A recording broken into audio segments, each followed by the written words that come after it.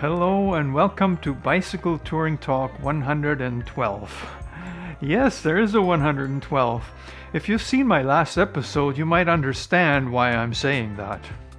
Well, it ended with a close bear encounter, and I left off right at that moment when the bear jumped out of the bushes. My name is George Schlackegg. And Bicycle Touring Talk is just that. Recent episodes are all about my coast-to-coast tour across Canada. Back to my bear encounter. The bear in front of me was a black bear. Black bears eat mostly plants, not people. Actually, they typically tend to avoid people, but they can get aggressive when they feel threatened. Apparently, I didn't seem to alert the bear. While I was on my bike, reluctant to keep moving, the bear confidently crossed the road, not even looking my way. With my pulse racing, I kept going and going and going and going some more.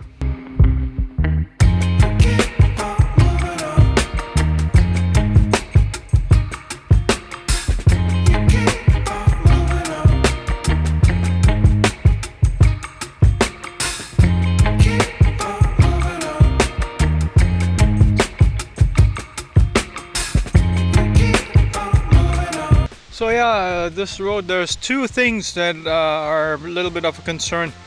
Just about 10 kilometers ago, I had a big black bear hop right in front of me on the road, across the road.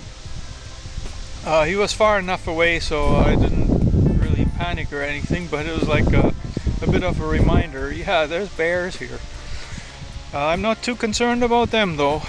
The biggest problem here, it's a bad road. There's no shoulder. Sometimes there's a center line, but it comes and goes, and besides that, well, it's rough. And there's trucks here, and campers, and people, and speed limit's 80 kilometers, but, it seems like it doesn't get into their head that when it says 80 kilometers, that's what they're supposed to do.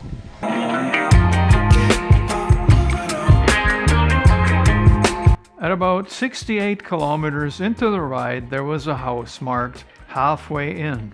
A man was cutting a piece of particle board on the back of his pickup, surrounded by two large dogs. I stopped and asked if I could fill my water bottles, which was fine. I was assured that the water was good.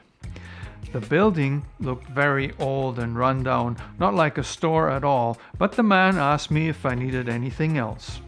I did not see anything that I wanted to buy and figured I still had enough food, so I said no.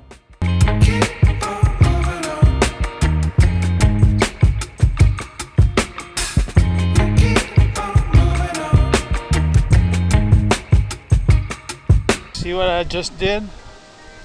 I was going down that hill over there, doing 55 kilometers an hour, something like that. Until, it goes back up again, and I was down to 6, 7. Whew. The ride got easier toward Reno. I had reached a speed of 55 kilometers on one of the steep downgrades when I was surprised by loose gravel on the road surface. Underneath was pavement, apparently in good condition. How not to crash? All I could do was coast until my speed declined to something that felt safe. Especially annoying were the cars and trucks whose drivers totally disregarded the 80-kilometer speed limit, leaving me in a cloud of dust every single time, with little rocks hitting my body. So I reached about 55 kilometers an hour just before, on what is essentially a gravel road. They put gravel on here, I guess. They're supposed to put tar or something. It was anything but safe. From my experience, most so-called third world countries have better roads than New Brunswick 108. Eventually, I arrived in Reno, but could not really tell where it started as there were no signs at all. I was hopeful that the center of town would eventually pop up with at least a store and a restaurant, so I kept riding. There was an Ultramar gas station, which seemed to be a good sign, but shortly after, I reached the intersection of Highway 8, then 126 toward Rogersville. I stopped to look at the map, which revealed that I had completely passed Reno.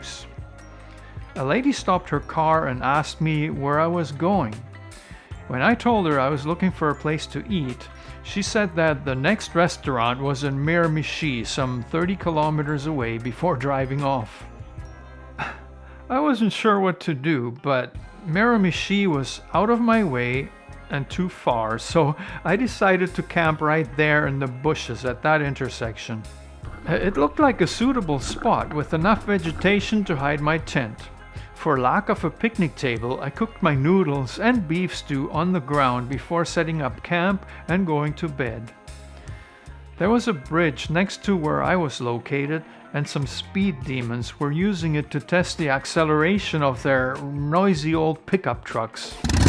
I was all set up and tucked in by the time it was dark. The truck guys eventually quit their noisy activities. I was well hidden and had no problem falling asleep. The next day was Tuesday, August 15th.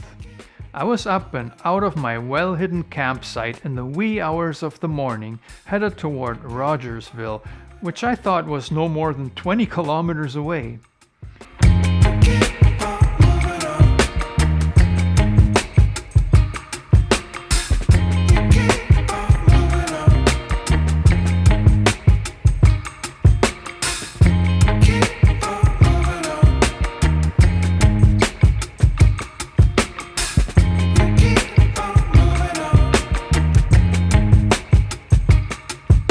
When it turned out that it was quite a bit further than that, I ended up searching for a good spot to cook a decent breakfast.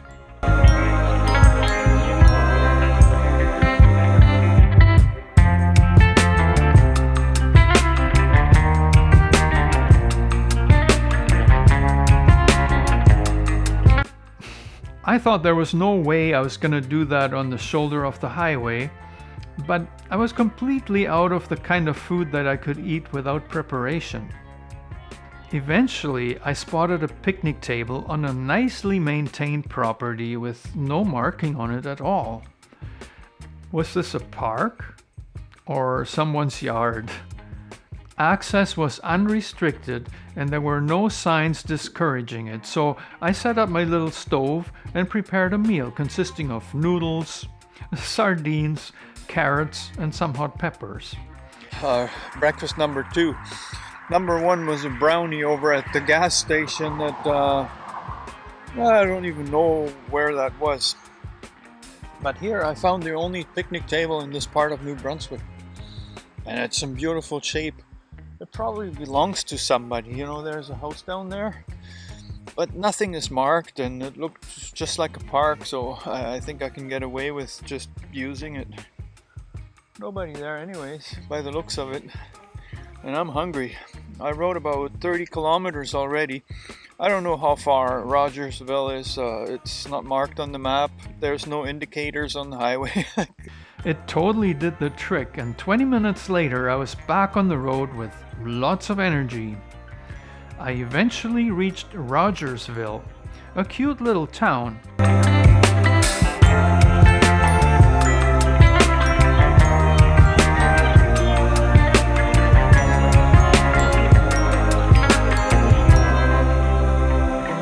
I got to refill my water bottles at the visitor center and was directed toward a local Tim Hortons and the co-op store. I was kind of disappointed when I found out that that particular Timmy's had no internet, which was kind of the reason I stopped there in the first place to have my coffee too. I had wanted to look up the distance to Moncton and shoot a message to my friend Fred, who had moved there from Edmonton some time ago. I hit the road after stocking up on basic groceries, and only a few minutes into the ride a sign indicated that it was 87 more kilometers to Moncton.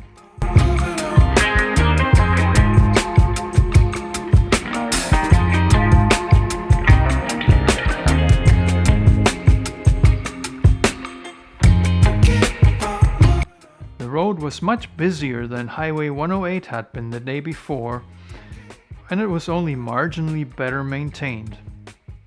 There was no shoulder for much of the way, and I had to be on high alert the entire way, using the gravel ditch here and there to let trucks go by. I made another stop in Mortimer, where I thought I could use a picnic table at the local school. But as it turned out, the whole schoolyard was under construction and the picnic table was blocked off. I found something even better, an abandoned house with a nice old-style porch. I was gonna have lunch over there, but they're paving the schoolyard, and whatever picnic table there might have been behind the school in the park or whatever, we couldn't get there. And my tent was wet this morning still, so I took it out of the bag and just put it over the veranda, and it's gonna be dry by the time I'm done eating. So that's good. At least the weather is good. Mind you, the wind is kind of blowing the wrong way today, but not as bad as it could be. It's very light.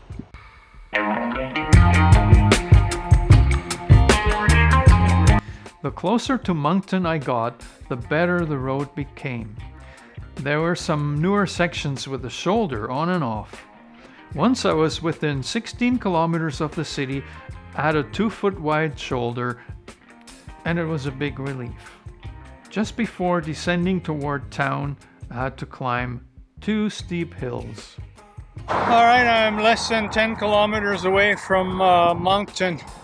If you see behind me there, that hill I just went down and up, only to discover that I have to do it again.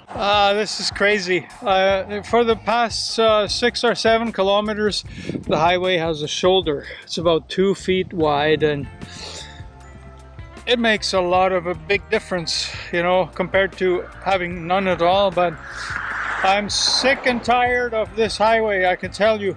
There's just truck after truck after car after truck after whatever, you know, passing me, and the constant noise all day long makes for a very rough ride.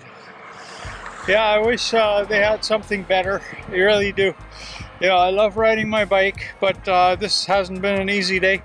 To top it off, you know, the wind is blowing that way, which is not the way I'm going, so I'm fighting all day long here. I headed straight for the closest McDonald's and contacted my friend while pumping his address into Google Maps. I was only a few kilometers from his house, but it involved a bunch of turns.